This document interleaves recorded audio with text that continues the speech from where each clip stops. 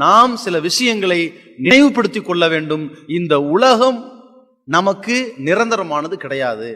இதுதான் நம்ம மனசுல நினைச்சணும். இந்த உலகத்தில் நாம் வாழ்ந்து கொண்டிருக்கிறோமே, இது நிலையானதே கிடையாது என்பதை மனதில் வைத்துக் கொள்ள வேண்டும்.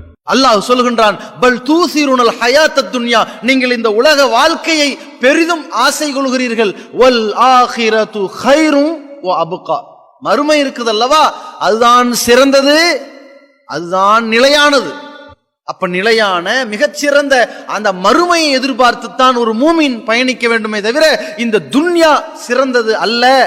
ஒமல் ஹயாத்து துன்யா இல்லா மத்தாவுல் குரூர் என்று அல்லாஹ் சொல்கிறான். இந்த உலக வாழ்க்கை என்பது ஏமாற்றும் வசதிகளை கொண்டது, எதுவும் நிலைக்காது, நிரந்தரமாக இருக்காது என்பதை கவனத்தில் கொண்டு இந்த துன்யாவில் கொஞ்ச காலம் அல்லாஹ் நமக்கு வாழ்க்கையை கொடுத்திருக்கின்றான். அவ்வளவுதான்.